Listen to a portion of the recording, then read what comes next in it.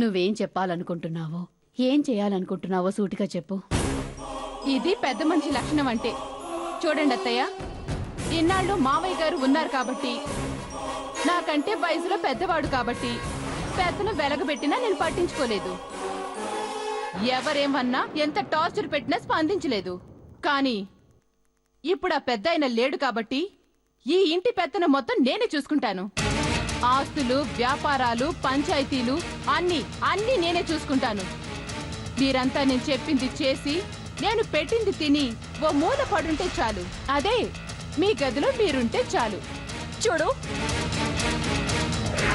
నీ దయా దాక్షిణ్యాల మీద ఆధారపడి బ్రతకాల్సిన కర్మ మాకేం పట్టలేదు. అది అదే డైలాగు. నేను చెప్పినట్టు వింటే ఉండండి, లేదంటే బట్టలు సర్దుకోండి. మేమెందుకు సర్దుకోవాలి? మీరే సర్దుకోవాలి. ఎందుకంటే ఈ ఆస్తి మొత్తం ఈవిడ గారి మొగుడు, నా మొగుడు పేరు మీద రాశారు కాబట్టి. ప్రస్తుతానికి ఇంటికి ఆస్తికి యజమాని మీ అన్న కాబట్టి. ఆయన పెళ్ళంగా అన్ని హక్కులు నాకుంటాయి కాబట్టి. అర్థమైంది కదా? అనవసరంగా నా ముందు తోక జాడించకుండా వీటిని తీసుకెళ్లి పాత సామాన్ల గదిలో పారేయండి. ప్రాణం పోయినా పడేం. ఏం చేసుకుంటావో చేసుకో. ఏయ్ ఏయ్,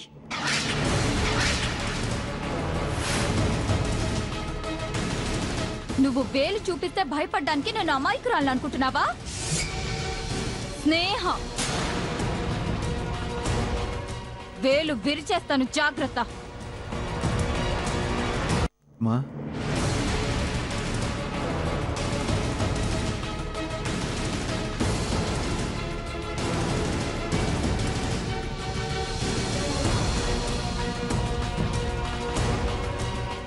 ఏంటమ్మా, ఏమైంది?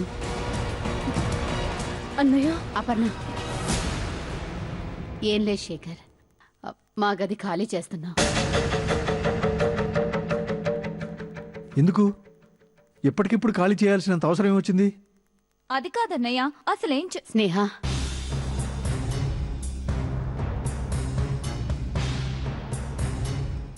ఏం లేదు శేఖర్, వాస్తు ప్రకారం ఈ ఇంటి యజమాని ఆ గదిలో ఉండాలి. కానీ మన ఇంటి యజమాని ఆ దేవుడు తీసుకెళ్లిపోయాడు.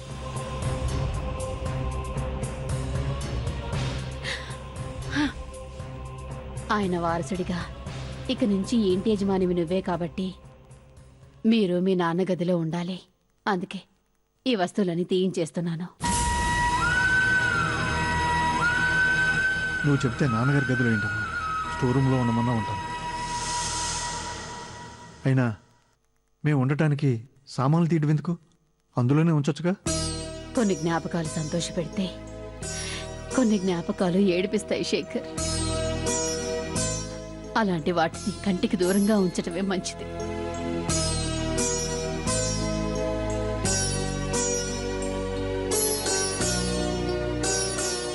సరేనమ్మా, నీ ఇష్టం.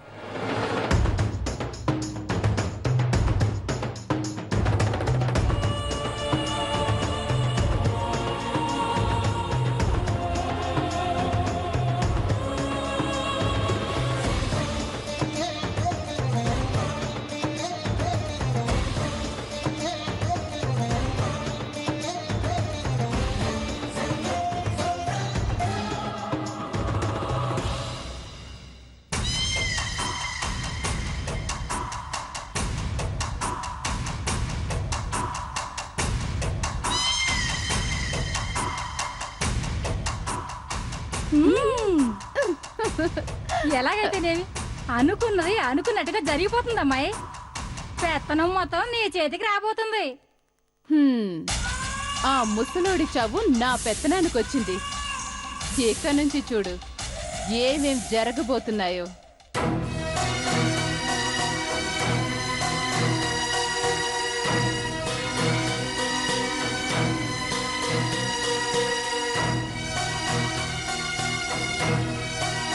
ఏంటమ్మా నువ్వు చేసిన పని? జరిగింది చెప్పకపోతే అన్నయ్యకి నిజమెలా తెలుస్తుంది? ఆమె పొగరెలా దిగుతుంది? చూసావుగా, ఎంత అహంకారంగా మాట్లాడుతుందో, ఎంత దారుణంగా ప్రవర్తిస్తుందో. సుకన్య కొత్తగా అంటానికి ఏముందమ్మా? ఆ మాటలు మనకు అలవాటేగా. ఏంటమ్మా అలవాటు? విన్నావుగా, ఆస్తి మొత్తం ఆవిడదేనంట. ఈ ఇంట్లో ఉండాలంటే ఆవిడ చెప్పినట్టు వినాలంట, లేకపోతే బట్టలు సర్దుకోవాలంట. నిజమే కదమ్మా. అదేంటమ్మా నువ్వు వదిన మాటల్ని అన్నయ్యకి చెప్పి ఆవిడ నోరు మోయించాల్సింది పోయి ఆవిడకి సపోర్ట్ చేస్తున్నావేంటి? చెయ్యాలి, లేదంటే ఆ తర్వాత బాధపడేది మనమేనే. ఏం మాట్లాడుతున్నావు అమ్మా? అంటే ఈ ఇంటికి యజమానిలా ఆవిడ పెత్తనం చెలాయిస్తుంటే మనం బానిసల్లా ఇంట్లో పడుండాలా? అంత కర్మ మనకే పట్టలేదమ్మా. కానీ పడి ఉండాల్సిన కర్మ నాకుందమ్మా. అది కాదమ్మా. అవునమ్మా, మీకు వర్తమానం మాత్రమే కనబడుతోంది, కానీ నాకు భవిష్యత్తు కూడా కనబడుతోంది. ఆ భవిష్యత్తులో మీరు కష్టాలు పడకూడదంటే, రాజావారి బిడ్డల్లా బ్రతకాలంటే ఆత్మాభిమానం అనే మాటని కొన్నాళ్ళు మర్చిపోతే మంచిది. అమ్మా, నువ్వేనా ఇలా మాట్లాడేది? ఎందుకమ్మా, ఎందుకింత పిరికిదాన్లా మాట్లాడుతున్నావు? కాలం అమ్మా, ఆ కాలం కలిసి నాకే మీ నాన్నగారు అర్ధాంతరంగా వెళ్ళిపోయారు. ఆ కాలం బాగోకే ఆస్తులన్నీ మీ వదిన చేతుల్లోకి వెళ్ళిపోయాయి. ఆ కాలం అనుకూలించకే అకారణంగా సుకన్య మన మీద పగ పెంచుకుంది. ఇలాంటి పరిస్థితుల్లో మీ వదిన్ని ఎదిరించడం కంటే ఆమెకి తల వంచటమే మంచిది. అప్పుడే ఏ సమస్య లేకుండా మీరు కింటి వాళ్ళవుతారు. మీకంటూ ఓ జీవితం వస్తుంది. అప్పుడు అనే అవకాశం ఆమెకి, పడే అవసరం మీకు ఉండదు. అప్పటి వరకు ఈ తిప్పలు తప్పవమ్మా. లేదు, నేను ఒప్పుకోనమ్మా. అవసరం అయితే కోర్టుకైనా వెళ్దాం, అంతేగాని ఆవిడ కాళ్ళ దగ్గర మాత్రం బ్రతకలేం. నోర్మివే, నీకేం తెలుసని మాట్లాడుతున్నావు? ఆస్తి మొత్తం మీ నాన్నగారు మీ అన్నయ్యకి అప్పగించారని నీకు తెలుసా? కోర్టుకు వెళ్ళినా న్యాయం శేఖర్ వైపే ఉంటుంది. ఇలా చేయటం వల్ల మన కోసం ప్రాణం ఇచ్చే అన్నయ్య దూరం అవుతాడని తెలుసా? ఇన్ని జరిగాక ఇక్కడ ఉండలేక, బయటికి వెళ్లి బ్రతకలేక అష్ట కష్టాలు పడాల్సి వస్తుందని తెలుసా? అలా మిమ్మల్ని చూడలేక, ఏమీ చేయలేక ఆ బాధతో నేను కూడా చేస్తానని మీకు తెలుసా? అమ్మా, అవునే, ఈ అమ్మ మీద ప్రేమ నిజమైతే, అమ్మ మాటల్లో నిజం ఉంది అనుకుంటే, నేనేం చేసినా ఏం చెప్పినా మీ మంచికి అన్న నమ్మకం ఉంటే, ఇక ఈ విషయం గురించి మళ్ళీ మాట్లాడొద్దు. సుకన్య మాటలకి ఎదురు చెప్పొద్దు. కాదని మీ నిర్ణయం మీరు తీసుకుంటే, నా నిర్ణయం నేను తీసుకోవాల్సి ఉంటుంది. అమ్మా,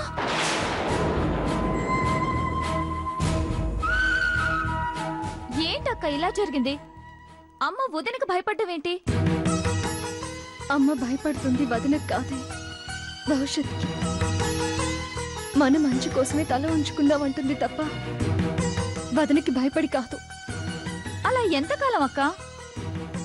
ఛ, అసలు అర్జున్తో నీ పెళ్లి జరిగిపోయి ఉంటే ఈ గొడవలన్నీ ఉండేవే కావు. ఇప్పుడు దాని సంగతి ఎందుకు, వదిలే. నిజమే కదక్క, నీ పెళ్లి జరుగుంటే నాన్నగారు మన మధ్య ఉండేవాళ్ళు, వదినికి కొమ్ములొచ్చేవి కావు. దీనంతటికి కారణం అర్జున్.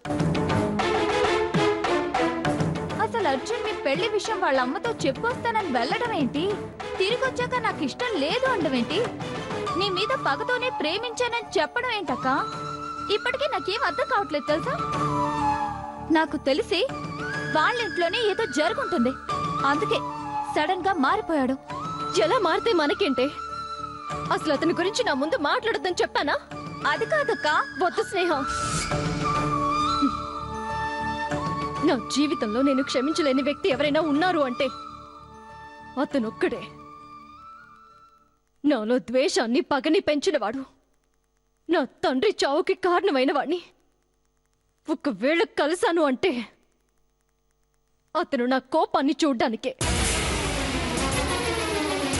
అసలు అలాంటి మోసగాడిని నా లైఫ్ లో కలవను.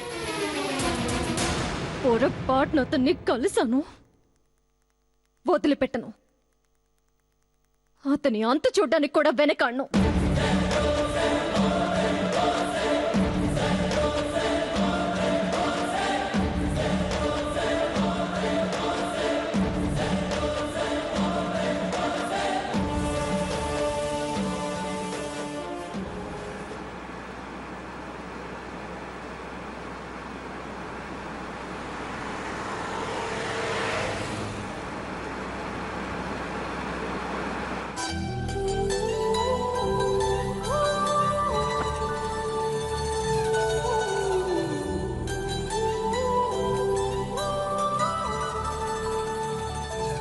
నీకేమైనా జరుగుంటే నా కోసం ఏమైనా చేస్తావా? నీకోసం ఏమైనా చేస్తాను.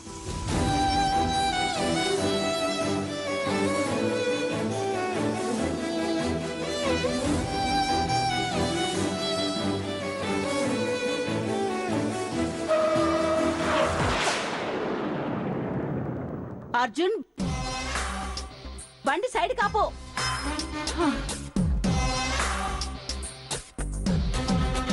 ఏంట్రా ఈ పరధ్యానం? కొంచెం ఉంటే ఎంత ప్రమాదం జరిగిండోదో తెలుసా? అంటే అది ఏదో ఆలోచిస్తున్నానులే. ఇంకెవరి గురించి ఆలోచిస్తున్నావు? ఆ అప్పన్న గురించేనా? ఇంకా దాన్ని మర్చిపోలేదా? అలాంటిదేం లేదమ్మా. ఉందిరా, అందుకే బయలుదేరిన దగ్గర నుంచి మాట ఉలుకు లేకుండా బిగిసుకుని కూర్చున్నా. నిజమమ్మా. నిజం అబద్ధం నాకు తెలియదురా, కానీ ఒక్క విషయం మాత్రం గుర్తుపెట్టుకో. అపర్ణతో జరిగిన ప్రేమాయణం రామాయణం మర్చిపో. అసలు దాని పేరు కూడా తలుచుకోవడానికి వీల్లేదు. ఎందుకంటే ఇందునే నీ కాబోయే భార్య. మీ నాన్నగారు మాట ఇచ్చారు. ఆ మాట నిలబెట్టాల్సిన బాధ్యత నాకే కాదు, నీకు కూడా ఉంది. అలాగే అమ్మా. అలాగే అని తల ఊపడం కాదు. మీ నాన్నగారి కోరిక తీర్చడం కోసం ఎంతో కష్టపడి వెతికి వెతికి ఇందు వాళ్ళని పట్టుకున్నాను. దానికి నువ్వంటే ప్రాణంరా. ఎప్పుడు బావా బావా అని నిన్నే కలవరిస్తుందంట. పెళ్ళంటూ చేసుకుంటే నిన్నే చేసుకోవాలని, నువ్వే తన భర్తని కోటి ఆశలతో నీ జీవితంలోకి రాబోతోందిరా. అలాంటి అమ్మాయికి నీ జీవితంలో తనకంటే ముందే మరో అమ్మాయి ఉందని తెలిస్తే భరించలేదురా. ఇక నుంచి నువ్వు ప్రేమించినా, అభిమానించినా, ఆరాధించినా అన్నీ అన్నీ ఇందుకే దక్కాలి. ఆ అమ్మాయి మాత్రమే నీ మనసులో ఉండాలి. ఆ అమ్మాయికి మాత్రమే నీ జీవితాన్ని పంచాలి. అర్థమైందా? అర్థమైందమ్మా. ఇవన్నీ ఇప్పుడు నీకెందుకు చెప్తున్నానో తెలుసా? ఇందుని నువ్వు మొదటిసారి కలుస్తున్నావు. అప్పుడు కూడా నువ్వేదో పోగొట్టుకున్న వాళ్ళ బాధగా మొహం పెట్టుకుని కనిపించావే అనుకో, ఆ అమ్మాయికి అనుమానం వస్తుంది. ఆ తర్వాత కథ మొదటికొస్తుంది. లేదమ్మా, నేను సంతోషంగానే ఉన్నాను. సంతోషంగానే ఉంటాను కూడా. నువ్వెంత సంతోషంగా ఉన్నావో నీ మొహం చూస్తేనే అర్థమవుతోందిలేరా. అలా మొహం మార్చుకుని కాకుండా కాస్త నవ్వుతూ మాట్లాడు. అలాగే. కావాలని నవ్వినా పర్వాలేదులే. ఈ నవ్వే మెయింటైన్ చెయ్యి, కాస్తైనా కవర్ అవుతుంది. నన్ను నమ్మవా? ప్రేమ నమ్మన్రా, అందుకే ఈ బాధ. చూడు, ఇందు చాలా అందంగా ఉంటుంది. అపర్ణ కంటే 100 రెట్లు అద్భుతంగా ఉంటుంది. అపర్ణ అద్భుతంగా ఉంటుందమ్మా. చాలు నోర్మొయ్. ఇందు ఎక్కడా, ఆ అపర్ణ ఎక్కడా? ఇందు కాలి గోటి కూడా సరిపోదు. చూశాక నువ్వే చెప్తావుగా అపర్ణ కంటే ఇందునే అందంగా ఉందని. ఆ అమ్మాయి నాకు దొరకడం అదృష్టం అని కూడా అంటావు. చివరగా నేను చెప్పేది ఒకటేరా, నువ్వు అవునన్నా కాదన్నా ఇందునే నీ భార్య. ఇందులో ఏ మార్పు లేదు, రాదు కూడా. కాబట్టి ఆ అమ్మాయి బాధపడే పని గాని, ఇబ్బంది పెట్టే పనులు గాని చేయకుండా మీ నాన్నకిచ్చిన మాట మనసులో పెట్టుకో. లేదంటే అంత దూరం రాదులే అమ్మా. అందుకేగా నీతో కలిసి ఇంత దూరం వస్తున్నాను. నువ్వు చెప్పినట్టే, నాన్నగారు కోరుకున్నట్టే ఆ ఇందుని బాధ పెట్టకుండా, ఇబ్బంది పెట్టకుండా నడుచుకుంటాను. పెళ్లి చేసుకుంటాను. సరేనా? సరే, నీ మాట నమ్ముతున్నాను. జాగ్రత్తగా పోనీరా.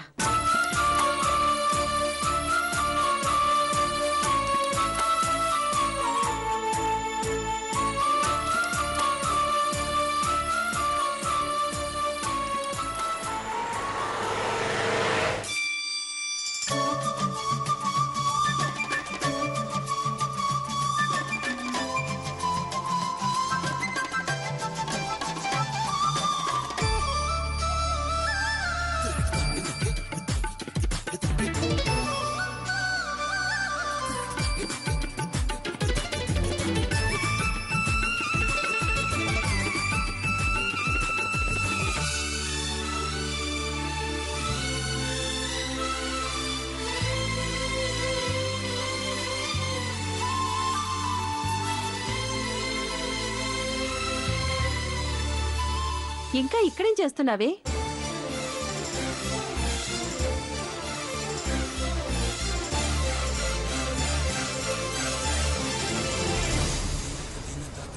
నిన్నే అడిగేది ఇక్కడేం చేస్తున్నావు?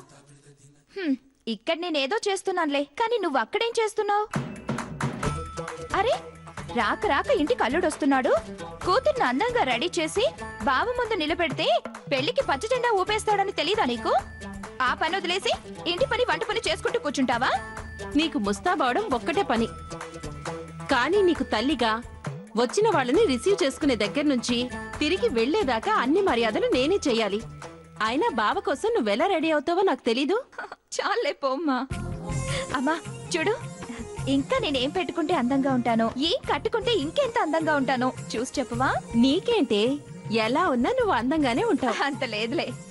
అవును, బావకి ట్రెడిషనల్ గా ఉంటే ఇష్టమా, మోడర్న్ గా ఉంటే ఇష్టమా?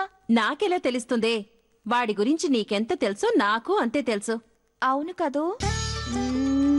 బావకి ఏ రంగు అంటే ఇష్టం? అది చాలు చాలు, నీకే తెలుసు నాకు అదే తెలుసు అంటావు, అంతేగాను చెప్పేది. నిన్ను అడగటం కన్నా నాకు నచ్చినట్టు నేను రెడీ అవ్వటమే చాలా బెటర్. సర్లే, ఇంతకీ జ్యూస్ తాగేవా? ఏది ఇస్తే కదా. కవిత, ఏమే కవిత, ఏంటమ్మా? అమ్మాయి గారికి జ్యూస్ ఇవ్వమన్నాను, ఇచ్చావా? అయ్యో మర్చిపోయానమ్మా, ఇప్పుడే తెస్తాను. ఆగు, చుట్టాలు వస్తున్నారు, వాళ్ళ కోసం క్యారెట్ హల్వా చేయమన్నాను, చేసావా? చేశానమ్మా. జీడిపప్పు పకోడీ చేశానమ్మా.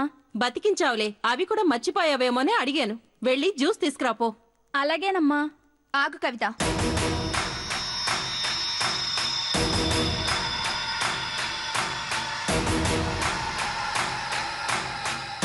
ఏంటమ్మా? ఈ డ్రెస్ నాదే కదూ? అవునమ్మా.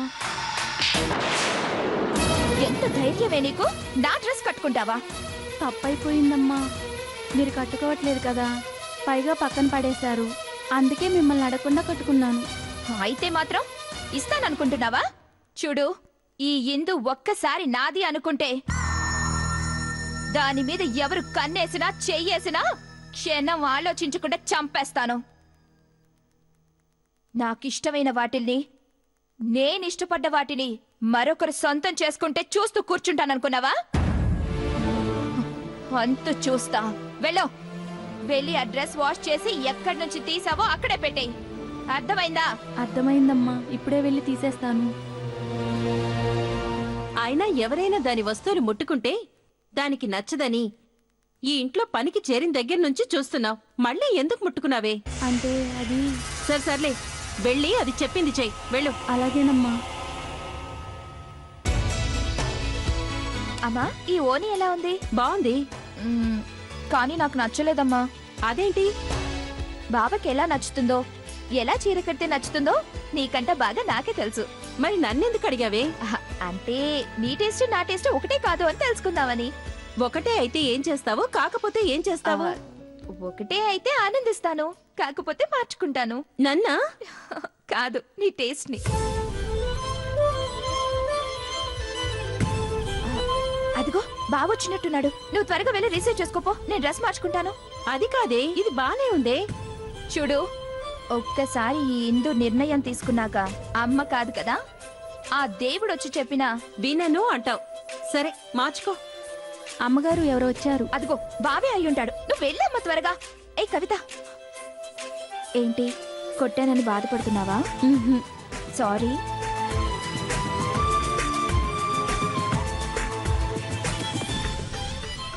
కొత్త డ్రెస్ కొనుక్కో. నాకేనమ్మా? నీకే, తీసుకో. థ్యాంక్స్ అమ్మా.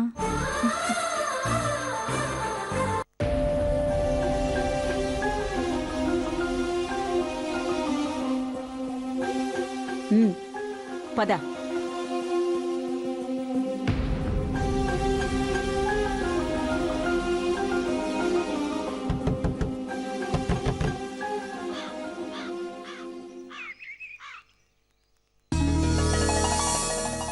వదినా, బాగున్నావా వదినా? శారదా,